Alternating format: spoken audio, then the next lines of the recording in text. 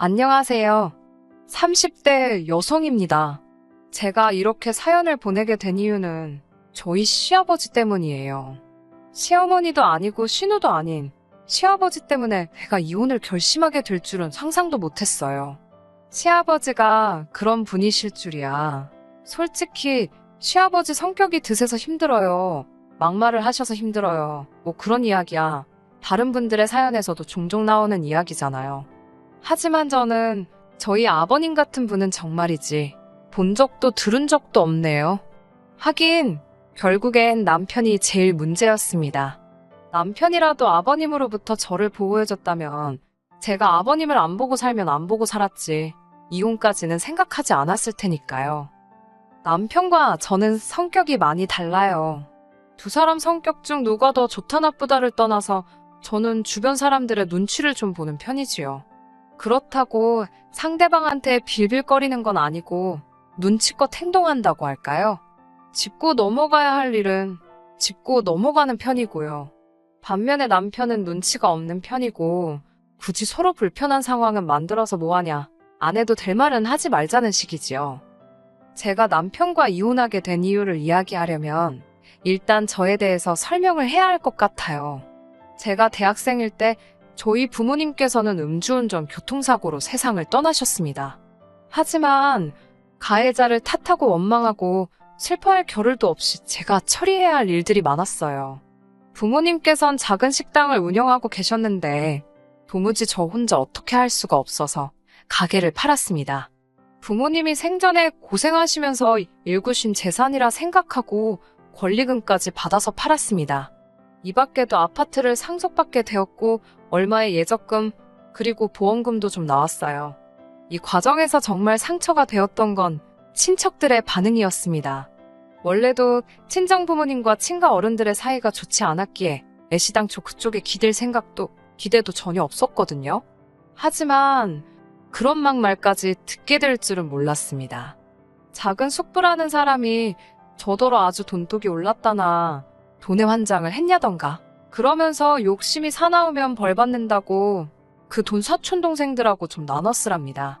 자기 형이 죽었는데 졸지의 조카가 부모를 다 잃었는데 뚫린 입이라고 저딴 소리를 하나 싶더군요. 진짜 인간으로도 안 보였어요. 외가 쪽도 사정은 다르지 않았습니다. 그래도 부모님이 살아계셨을 당시 외가하고는 관계가 괜찮은 편이었거든요. 그렇다 보니 사고를 알아차리자마자 이모와 삼촌들에게 먼저 연락을 하게 되었지요. 하지만 돈 앞에 장사 없다더니 그 말이 딱이었어요. 장례를 치르고 어느 정도 상황이 수습되고 나자 큰이모가 연락을 해오셨습니다. 어머니께 4명의 형제자매들이 있었는데 저는 그 중에서도 큰이모를 제일 잘 따랐거든요. 그래서 큰이모가 저에게 아파트를 팔고 당신과 같이 살자고 했을 때 그런 음흉스러운 계획이 있을 거라고는 상상도 하지 못했습니다. 큰이모가 말하기를 제 안전도 걱정이 되고 딸처럼 챙겨주고 싶어서 그렇다고 했으니까요. 부모님과의 추억이 담긴 아파트라서 팔고 싶지 않았지만 그래도 한편으로는 이제 이 땅에 내가 믿을 건 큰이모밖에 없다 싶어서 결국 아파트를 내놓았습니다. 뿐만 아니라 큰이모는 하루라도 빨리 저와 함께 살고 싶으시다며 금매로 처분하라고 조언까지 해주셨어요. 그리고 그때만 해도 저는 큰이모의 말에 다른 뜻이 있을 거라곤 조금도 의심하지 않았지요. 며칠 뒤 아파트 계약서를 쓴 날이었습니다. 이제 거의 다 끝나간다. 속이 시원하다며 큰이모가 일단 아파트 잔금까지 받으면 제가 가진 돈은 전부 당신한테 맡기라 하셨어요. 몇 배로 불려주신다는 말과 함께요. 그때 뭔가 조금 깨름직한 기분이 들었지만 어떻게 말해야 할지 모르겠더군요. 그리고 그날 밤 이모와 이모부가 하시는 대화를 듣고 전 크게 충격을 받고 말았습니다. 두 분께서 제 돈을 가지고 사업 계획을 세우고 계셨으니까요. 정신이 번쩍 들었고 이튿날 저는 바로 계약자에게 연락을 취했어요. 그리곤 생판남인 그분에게 구구절절 제 상황을 털어놓았습니다. 다행히 제 또래의 딸이 있다는 그 여사님께서 그 누구보다 저를 위로해주시며 계약을 물러주셨네요. 시간이 흘러 원래대로면 잔금을 받았어야 하는 날이었습니다.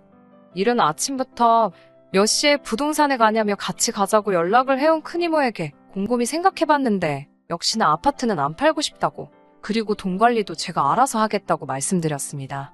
그러자 큰 이모는 처음엔 저를 어르고 달래시는 듯 하더니 결국 얼마 가지 않아 화를 내시며 속내를 드러내셨습니다. 너 크는 동안 내가 너한테 얼마나 잘해줬는데 하늘에 있는 네 엄마가 너 욕심 사납다고 욕할 거라면서 별의별 소리를 다 하시더라고요. 그 이후로는 정말이지 아무도 믿을 수 없게 되었습니다. 이후로 기댈 수 있는 가족 하나 없이 10년을 혼자 살았습니다. 그러다 우연히 남편을 소개받게 되었지요. 제 모든 상황을 알면서도 남편은 개의치 않는 눈치였어요. 그리고 남편이 프로포즈를 해왔을 무렵에는 성격 차이로 인한 다툼도 많이 줄어든 상태였고요. 그래서 결혼을 결심했지요. 하지만 저에게도 가족이 생긴다는 기쁨이 컸던 탓인지 나름대로 따질 건 따지고 고른다고 골랐는데도 못 보고 지나친 것들이 있었네요.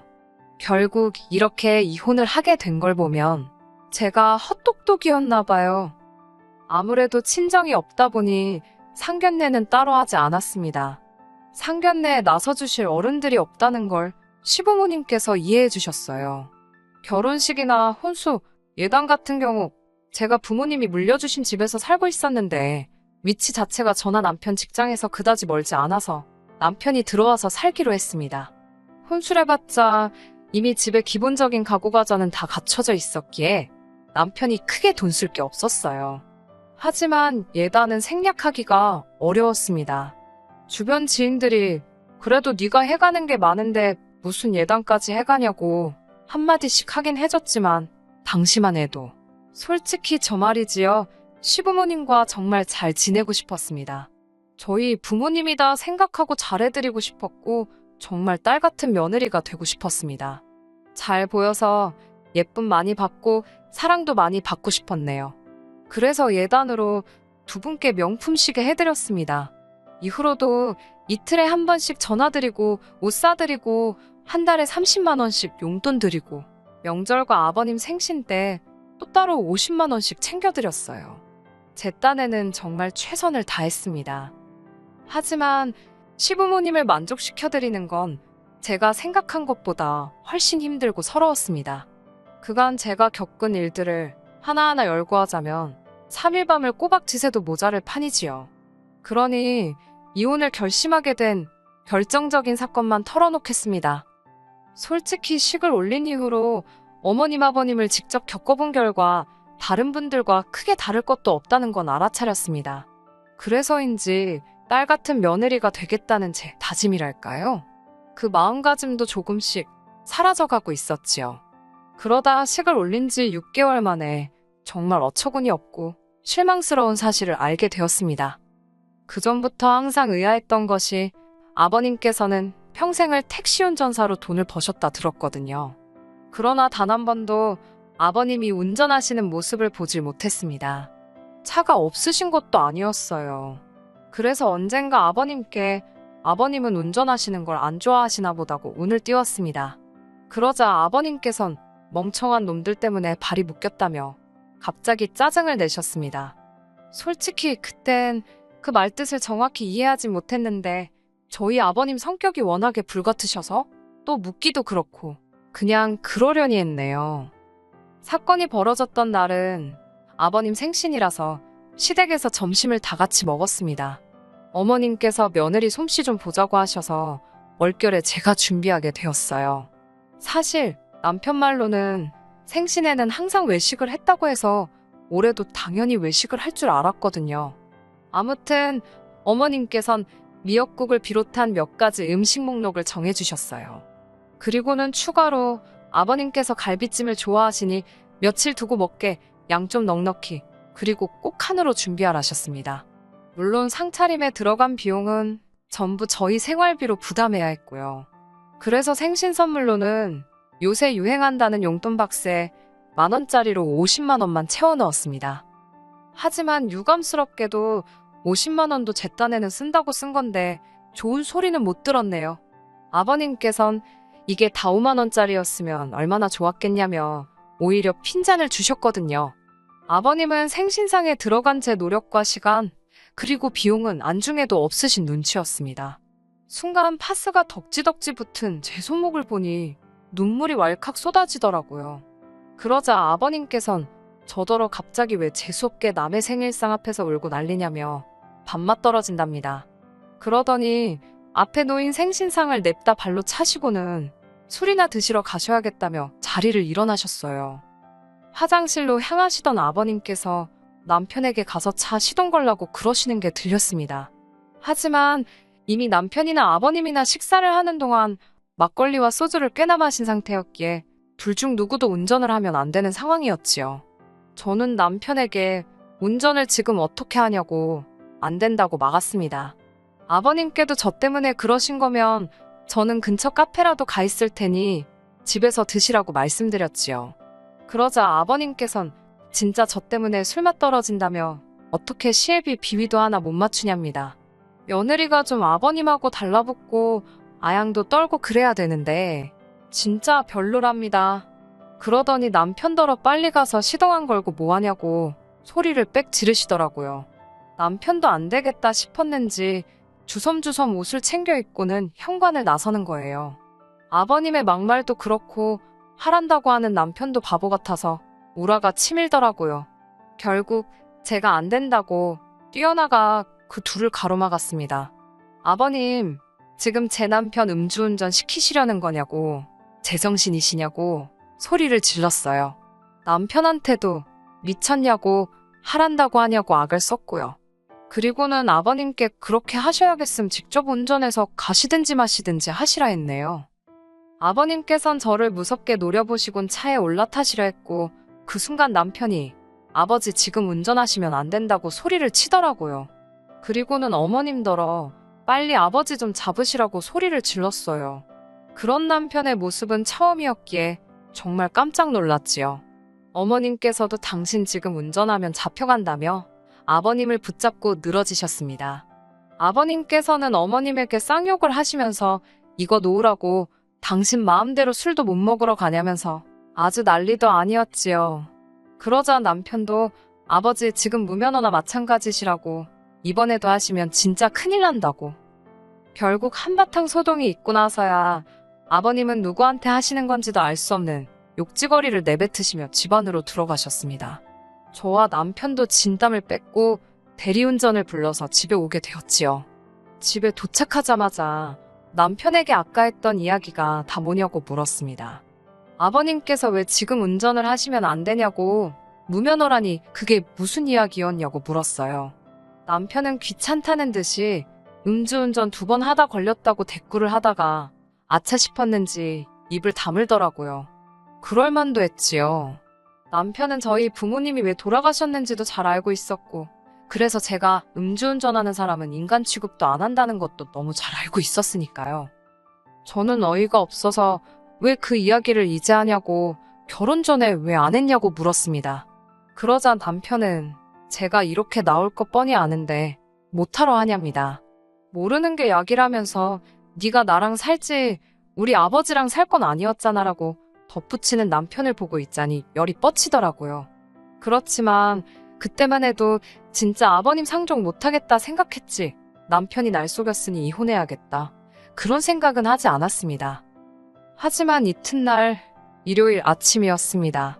전날의 그 난리부르스와 아버님의 충격적인 과거 덕분에 새벽까지 잠을 못 이루고 설치다가 새벽 4시가 되어서야 간신히 눈을 붙였거든요. 그런데 아침 7시부터 전화벨이 울리더군요. 어머님이셨습니다. 간밤에 무슨 일이라도 있으셨던 건가 싶어 놀란 가슴으로 전화를 받았지요. 그러자 어머님께선 아버님이 저와 남편을 찾으신다며 지금 당장 시댁으로 오라고 하셨습니다. 문득 어제 있었던 일이 머릿속을 스치면서 짜증이 스멀스멀 올라오더라고요. 게다가 아버님 생각까지 하니 가서 표정 관리나 할 수 있을지 자신이 없었지요. 하지만 어쨌든 그때만 해도 앞으로 안 보고 살겠다까지는 아니었으니까 일단은 남편과 함께 시댁으로 향했습니다. 시댁에 도착하니 아버님께서 저와 남편에게 할 이야기가 있으시다 했습니다. 어제보단 멀쩡해지셨길래 솔직히 사과라도 하려고 하시나 하다못해 어제 일에 대해 나름대로 변명이라도 하시려나 싶었어요. 하지만 그런 제 기대는 얼마 가지 않아 산산조각이 났습니다. 아버님께선 남편더런 당신 옆에 앉으라고 하시더니 저를 향해 설교를 시작하셨습니다. 부모도 없는 저를 당신 며느리로 삼겠다 했을 때는 당신도 어느 정도 접고 들어간 부분이 있었답니다. 그래도 좋은 대학 나와 회사 다닌다고 하길래 말귀는 잘 알아듣고 싹싹한 줄 알았다나요. 그런데 요새 하는 걸 보면 영 당신 마음에 차지 않으신다며 이렇게 빡대가리인지 몰랐답니다. 전에는 이 집에서 당신 말 토다는 인간이 없었는데 여자 하나를 잘못 들여서 자기가 별꼴을 다 본다고요. 아버님의 막말에 결국 제가 폭발을 했고 저는 아버님께 처음으로 대들었습니다. 저야말로 아버님 성격이 우악스럽고 개떡 같은 건 알고 있었지만 범죄자인 줄은 몰랐다고요. 음주운전으로 면허 취소라니 그게 인간이 할 짓이냐고 소리를 질렀습니다. 설령 실수라 치더라도 반성을 해야지.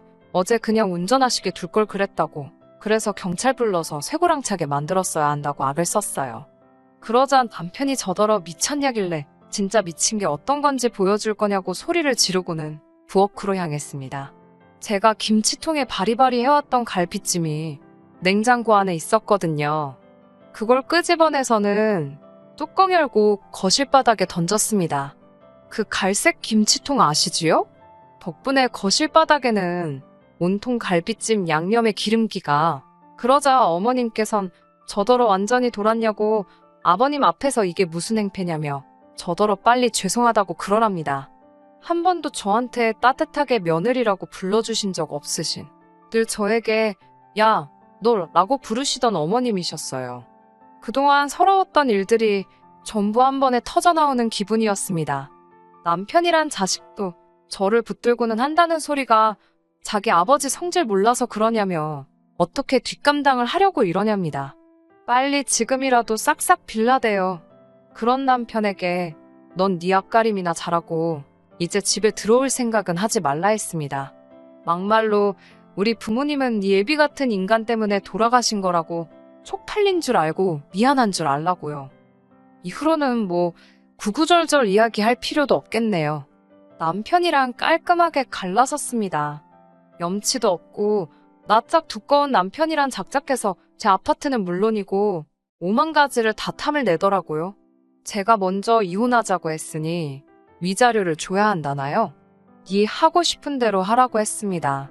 법대로 하고 싶으면 법대로 하고 소송 걸고 싶으면 소송 걸라고요. 역시나 아무 일도 없었습니다. 그냥 스무스하게 헤어졌지요. 진짜 웃겼던 건 저희가 협의 이혼을 했다 보니 한 달의 숙려기간이 주어졌었거든요. 그 한 달이 다 끝나갈 즈음에서 어머님 아버님이 저에게 만나자고 연락을 해오셨더라고요. 이제 뭐 겁날 것도 없겠다 만났습니다. 그러자 두 분이 제 손을 부여잡으시곤 얼마나 그동안 힘들었냐며 당신들이 진작에 마음의 문을 열지 못해서 미안하답니다. 딸 같은 며느리라고 생각하다 보니 이것저것 가르쳐주고 싶은 게 많았다나요. 그러면서 다시 처음부터 시작한다 생각하고 잘해보잡니다. 뭐 때문에 갑자기 그러신 건지는 지금도 모르겠어요. 돈 때문인가 싶기도 하고. 하지만 진심이었든 아니었든 저에겐 더 이상 중요한 문제가 아니었지요. 저는 그냥 한바탕 신나게 웃고는 조심히 들어가시라 했습니다. 다시는 연락하지 마시라고요. 1년도 못 살고 호적 지저분해지고 솔직히 하늘에 계신 부모님을 생각하면 죄송스럽고 슬프고 그렇습니다. 아마 하늘에 계신 부모님도 저를 보면서 그러시겠지요? 속상하고 미안하고 세상 그 어디에도 부모님처럼 저를 사랑해줄 사람은 없다는 걸 너무 잘 알게 된 지금 그 어느 때보다 떠난 부모님이 그립네요. 하지만 저 하늘 어디선가 저를 응원하고 계실 부모님을 생각하며 슬퍼하기보단 씩씩하게 살겠습니다. 끝까지 들어주셔서 감사합니다. 오늘의 사연은 여기까지입니다.